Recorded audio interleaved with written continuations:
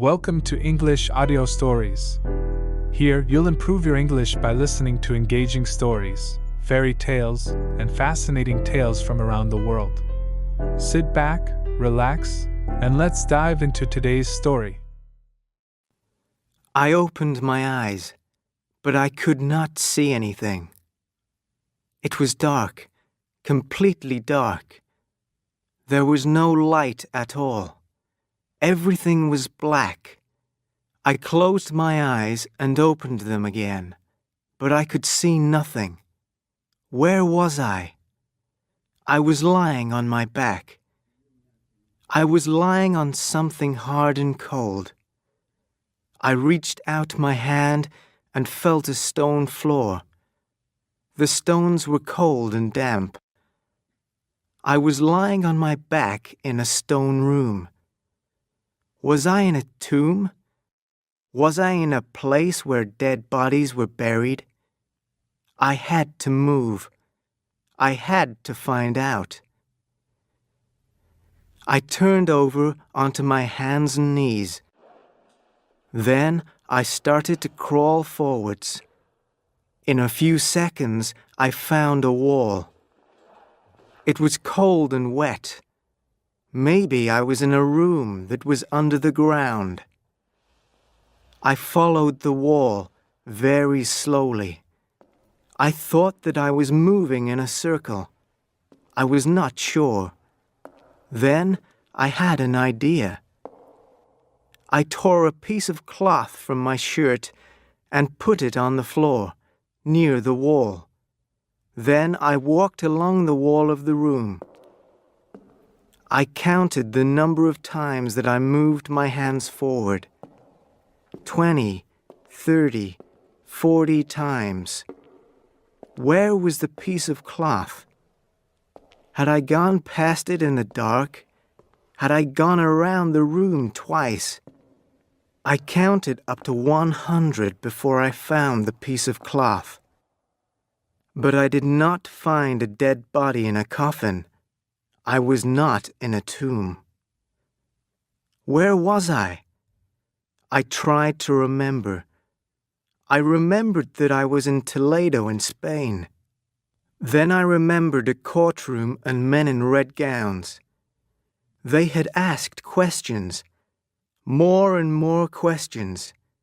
Their voices were soft and their eyes were bright. How many hours had they questioned me? How many days had they questioned me? I could not remember. The questions had gone on and on. But what was my crime? What law had I broken? I did not know. I was very frightened. I thought that the questioners were going to torture me. But no one had cut me with sharp blades. No one had hit me. No one had burnt me with hot iron. Now I must be in a jail. This room was a prison cell. Maybe I would die here, without food or water or light. I closed my eyes again, and I must have slept.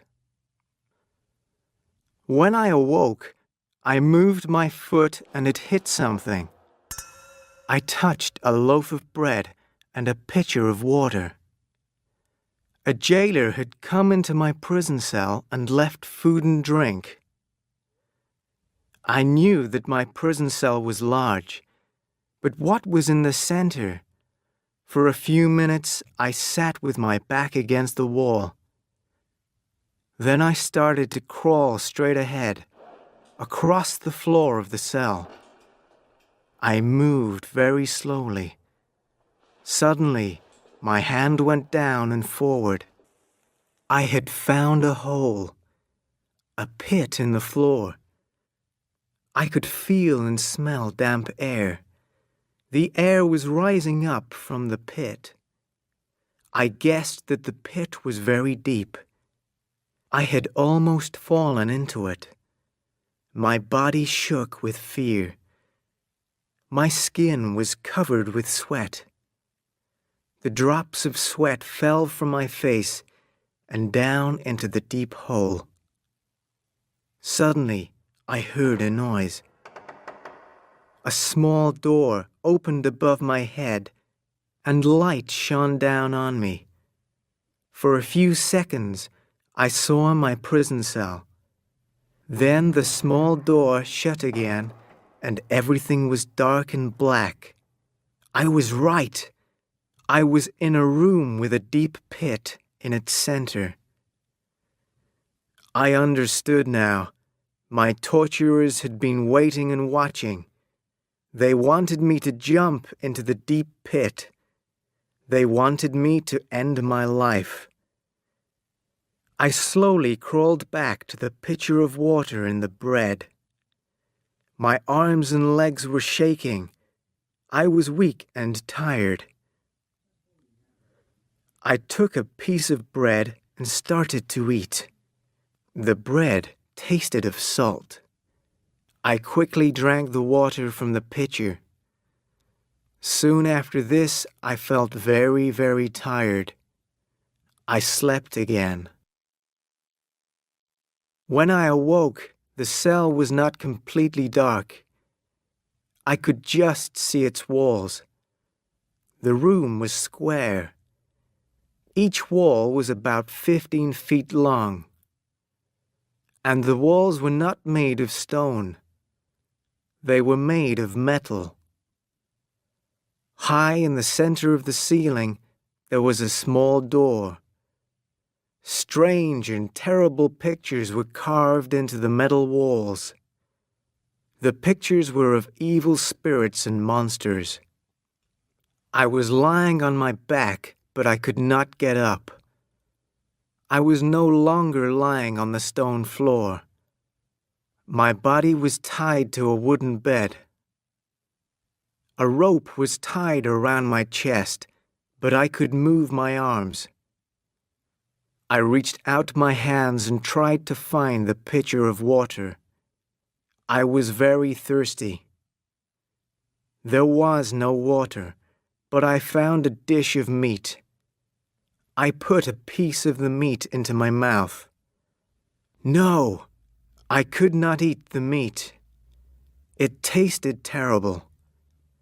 It was full of salt and strong spices. My jailers wanted me to be thirsty. This was a new torture.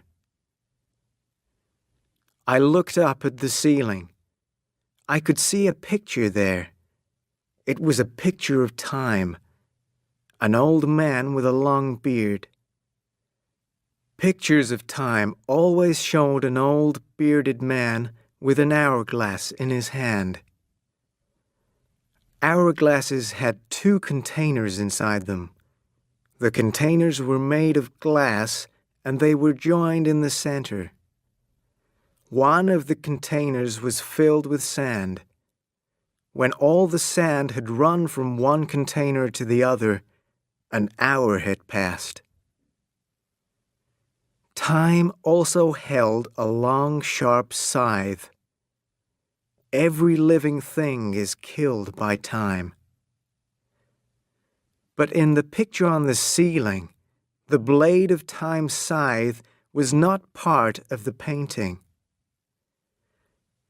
This blade was real, and it was sharp. It was made of metal, and it hung down from the ceiling. The blade was like the pendulum of an old clock. As I watched, the pendulum started to move. It moved slowly, backward and forward. Suddenly, I heard a noise beside me. It was the sound of many small animals running on hard ground. Then I heard high, sharp cries. Rats! There were rats here in the cell. They had climbed out of the pit. Several large black rats ran across the floor toward my wooden bed. I moved my arms and shouted. I tried to frighten them away. The rats looked at me with their red eyes. They opened their mouths. and I saw their sharp, pointed teeth. Were the rats going to be my next torture? I looked up at the pendulum again. It was moving more quickly now. As it moved backward and forward, it made a soft whooshing sound. Whoosh! The pendulum swung back behind my head, and I could not see it. Then it swung forward over my feet. Whoosh! As I watched, I saw that the pendulum was lower. Very slowly, the pendulum was getting closer to me. Now I saw the reason for the pendulum. This was how I was going to die. The sharp blade of the pendulum was going to kill me. But it was not going to kill me quickly. It was going to cut my body very, very slowly. The pain would be terrible. How many times was the blade going to cut my body? How long was I going to lie on the wooden bed? How many times was I going to scream as my blood ran onto the floor? One of the rats ran over my hand. I cried out and pulled my hand away quickly.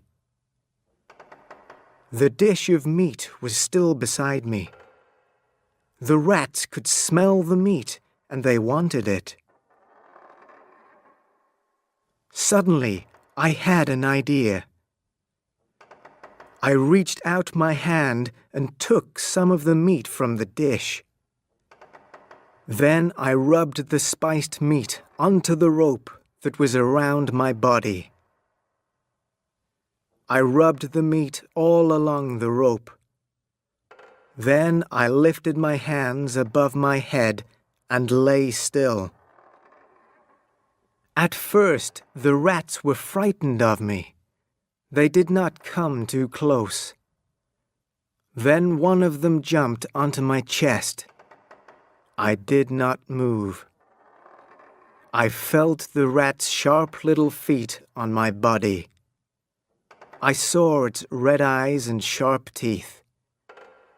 I tried not to scream. The rat put its nose closer to the rope. It smelled the spiced meat on the rope. The rat started to bite the rope with its sharp teeth. It was eating the meat that was on the rope. Soon another rat jumped onto me. It started to eat the rope too. More and more rats came. They ran over my face. They ran over my body. I kept my mouth and eyes closed. I tried not to shout in fear. I tried to stop my body shaking. The rats' feet and tails touched me. I felt the horrible animals on my mouth and my eyes and my nose. I heard their high, sharp cries. The sound of the pendulum became louder. Soon the whooshing sound of the pendulum was louder than the sound of the rats. The blade was coming closer to my body. I felt the air move as the pendulum passed over my face. The pendulum swung very wide. I counted each time that it passed over me. 6 seconds, 7 seconds. Then the blade swung back. 6, 7, whoosh. 6, 7, whoosh. The pendulum swung lower and lower. It was now only a few inches above me, and it was moving more slowly. The huge blade frightened the rats, and they ran away. The animals knew that they were in danger. They had eaten part of the rope, but I was not yet free. I waited for the pendulum to cut the rope completely.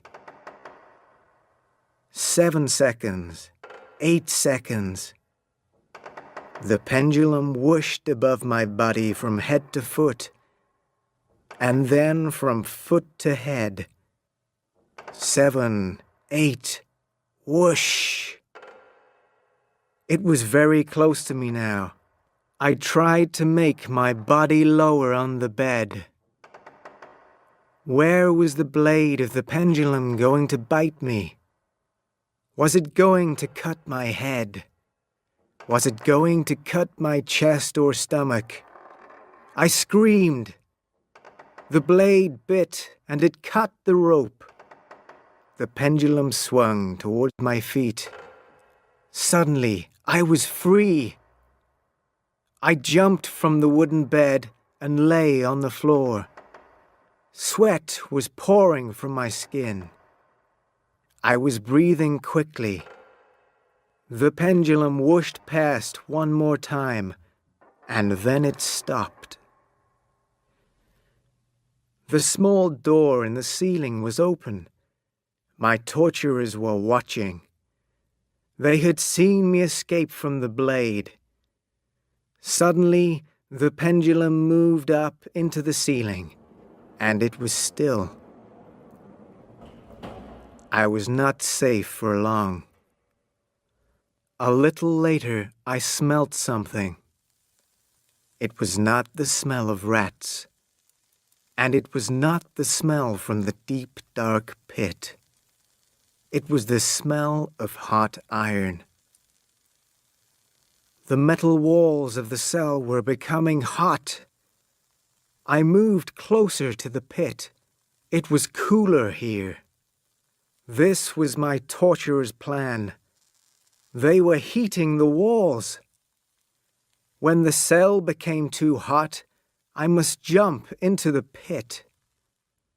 The pit was cool and damp.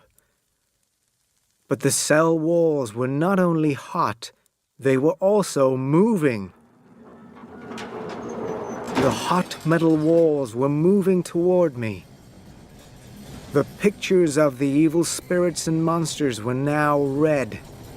They were getting hotter.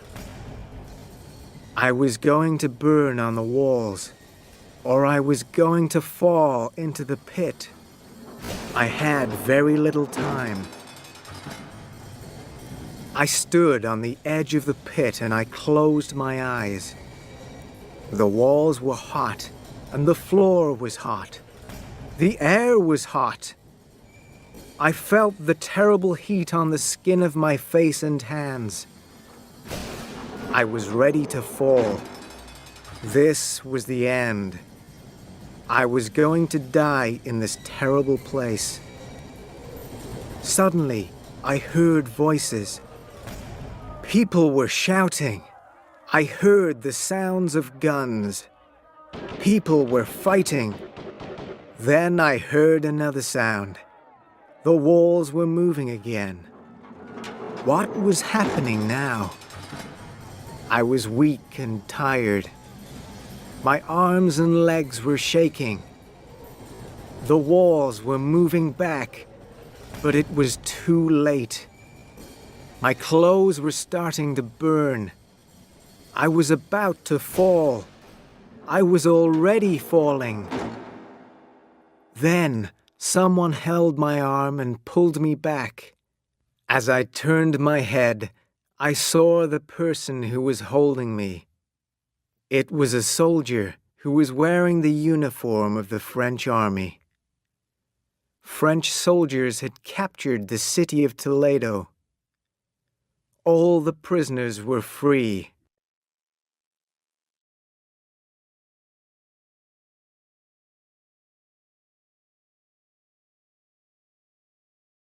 Thank you for listening. If you enjoyed this story, don't forget to like, subscribe, and hit the notification bell so you won't miss the next one. See you in the next story.